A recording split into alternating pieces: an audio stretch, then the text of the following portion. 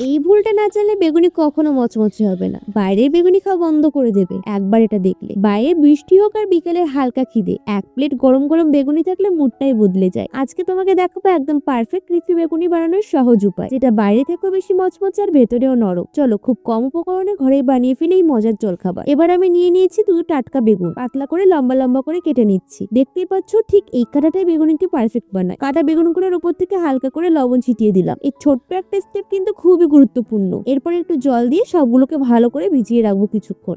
এতে বেগুনের ভেতরে কাঁচা আর হালকা তিতকুটে ভাবটা ধীরে ধীরে বেরিয়ে যায়। আর যখন ভাজবো তখন দেখবে ভেতরটা একদম নরম আর জুসি থাকবে, আর বাইরেটা হবে সুন্দর মুচমুচে। মানে একদম পারফেক্ট বেগুনি বানানোর জন্য রেডি। এবার বানিয়ে নেব বেগুনের জন্য একদম পারফেক্ট ব্যাটার। প্রথমে একটা বড় ছেঁকনিতে নিয়ে নিলাম বেসন, তারপর পরিমাণ মতো ময়দা যোগ করলাম আর সঙ্গে দিলাম একটু কর্নফ্লাওয়ার। তুমি চাইলে কর্নফ্লাওয়ারের বদলে চালের গুঁড়োও ব্যবহার করতে পারো। এরপরে শুকনো উপকরণগুলোকে চেনে নিলাম যাতে কোনো দানা না থাকে আর ব্যাটারটা একদম পারফেক্ট আর স্মুথি হয়। এবার একে একে দিয়ে দিচ্ছি মশলাগুলো। পরিমাণ মতো চিনি, হলুদ, লবণ, এক চিলটে কালো জিরে, অল্প একটু খাবার সোডা আর ঝালটা বাড়ানোর জন্য লঙ্কার গুঁড়ো। সবকিছু একটা চামচ দিয়ে ভালো করে মিশিয়ে নিলাম যাতে সবকিছু একদম সুন্দরভাবে কম্বাইন হয়ে যায়। এরপর অল্প অল্প জল দিয়ে মিশিয়ে নিচ্ছি। একবারে বেশি জল দেবে না, ধীরে ধীরে মেশাও।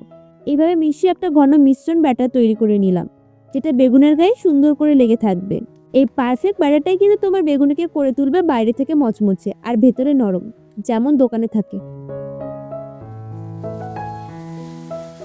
এবার কড়াই তেলটা ভালো করে গরম করে নিচ্ছি। ঠিক এই স্টেজটাই কিন্তু খুবই গুরুত্বপূর্ণ।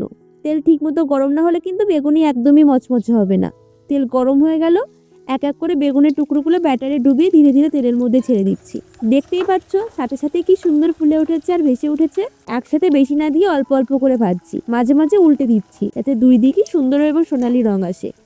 এইভাবে ভাজতে থাকো যতক্ষণ না বাইরে একদম ক্রিস্পি আর গোল্ডেন হয়ে যায়। আর একবার ভালো করে দেখো, ঠিক এইভাবে বেগুনের ব্যাটারে ডুবিয়ে গরম তেলের মধ্যে ছেড়ে দিচ্ছি। এই সিজল করার শব্দটা আর এই ধীরে ধীরে রং বদলানোর দৃশ্য, এটাই কিন্তু পারফেক্ট বেগুনির আসল মজা। এটাই কিন্তু পারফেক্ট বেগুনির আসল মজা। আবার উল্টে দিচ্ছি, দেখো কি সুন্দর রং ধরেছে। এভাবে ধীরে ধীরে ভাজতে থাকো আর দেখবে বাইরে একদম মচমচে লেয়ার তৈরি হয়ে গেছে।